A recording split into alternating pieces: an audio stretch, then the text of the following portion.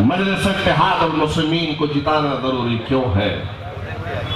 मजलिस के नुमाइंदों को ऐवान में भेजना जरूरी क्यों है?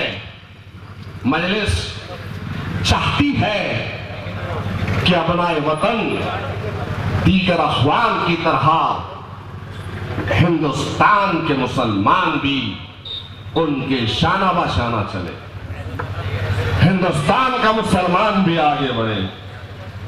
हम चाहते हैं, हमारे ख्वाब है।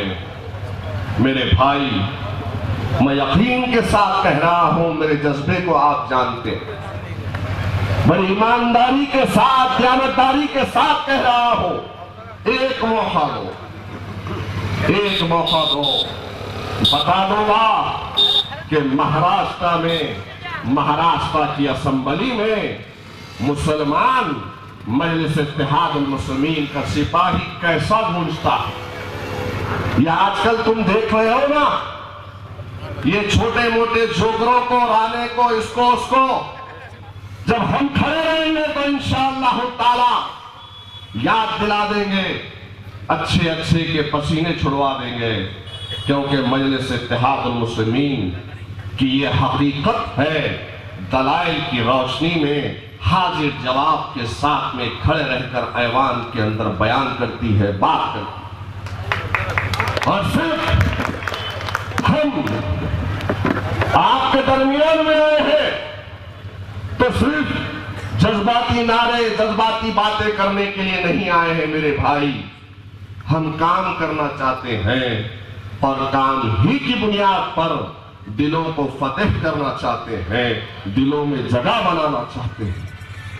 गौर करो, एक हमारा अपना इलाका महाराष्ट्र रियासत को देखो और फिर आप खुद तवाज़ुन करो कि ये हमारे भाई जहां से आए हैं, तेलंगाना से, हैदराबाद से, दोनों की सूरत हाल पर गौर करो।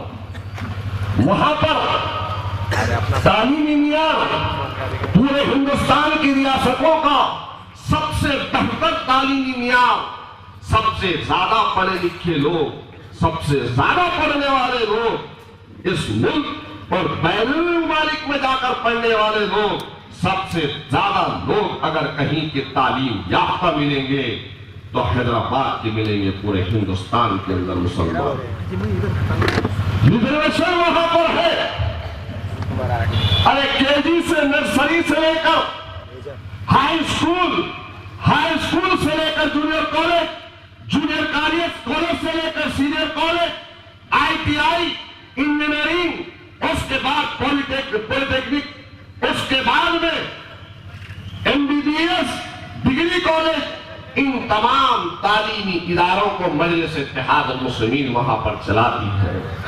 और इतना ही नहीं, 50,000 से ज्यादा गरीब बच्चों को अकबरुद्दीन अवैसी साहब मुफ्त में वहां पर तालीम दे रहे हैं, जिसमें उनको बस्ता मिलता है, बैग मिलता है, स्कूल बैग, उनके ड्रेस मिलते हैं, उनका शूज मिलता है, मौजें मिलती है, किताबें दी जाती है और उनके आने जाने का बस का खर्च भी अकबरुद्दीन अवैसी साहब देते हैं।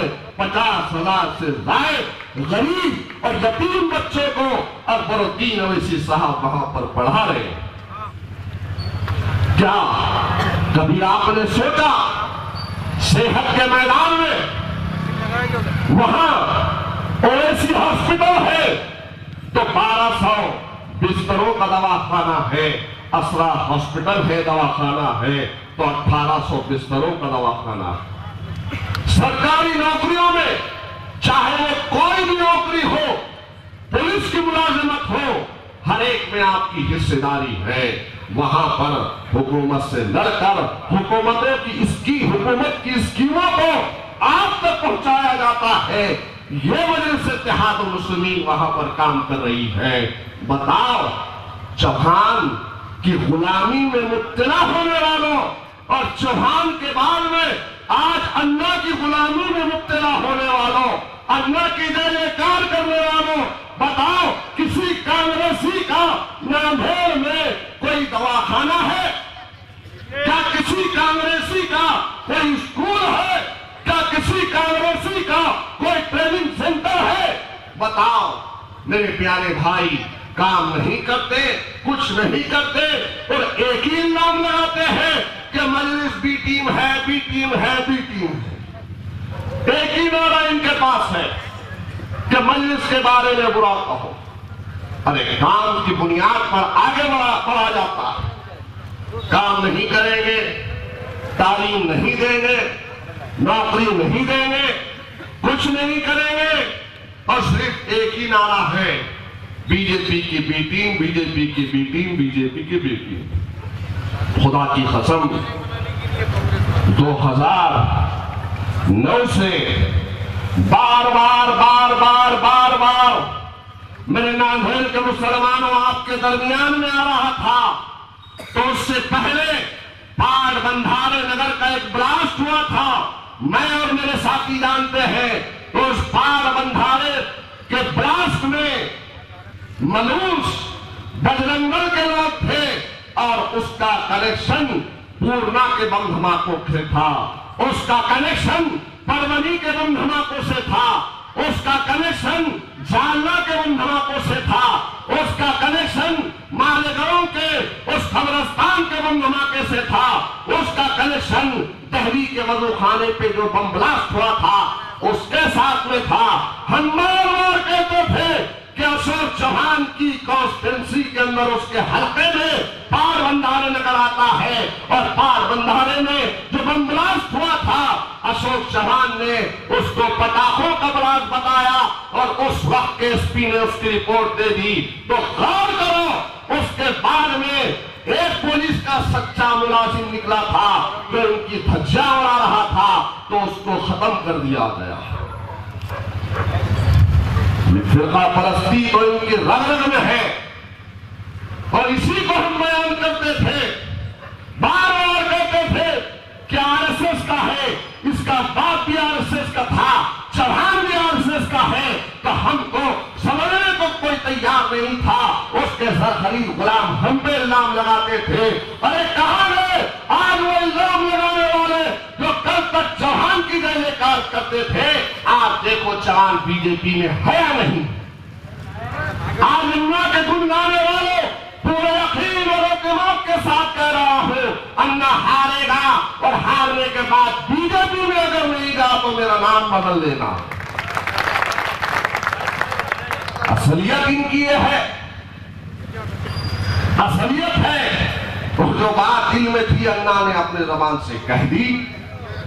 एक प्रेस के रिपोर्टर पहुंचे और पहुंचने के बाद जब इंटरव्यू दिया तो ठहर कर कहता है कि इससे पहले यहां की जनता ने लोकसभा के उम्मीदवार को 80,000 से जिताई थी, अब की बार नांदेड़ की जनता बीजेपी के उम्मीदवार को 2 लाख से जिताई। देखे नहीं देखे? देखे ना? देखे ना? और फिर आखिर में आपसे कहूंगा, जो लोग कुछ लम्हे की खुशी मना रहे थे उनसे भी कहूंगा, अरे हम अल्लाह ने हमको हिम्मत और इस्तेक़लाल दिया है, सब्र हमारे पास है, हम मायूस नहीं होते। इंशाअल्लाह ताला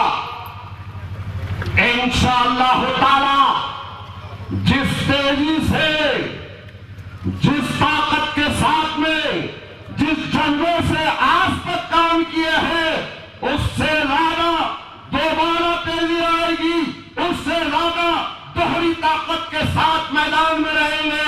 अरे मैदान को और छोड़ते होंगे, हम जब मैदान में जाते हैं तो अल्हम्दुलिल्लाह अच्छे को शिकिर देते हैं, क्योंकि रब्बुल आलमीन की मदद हमारे साथ होती है।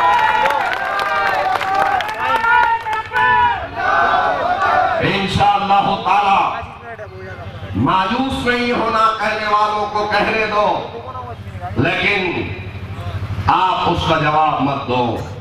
मजलिस आपकी जमात है, काम करो और काम कर कर बतलाओ कि 20 तारीख के दिन यहाँ की फिजाओं में इंशाअल्लाह ताला पतंग लहराएगी।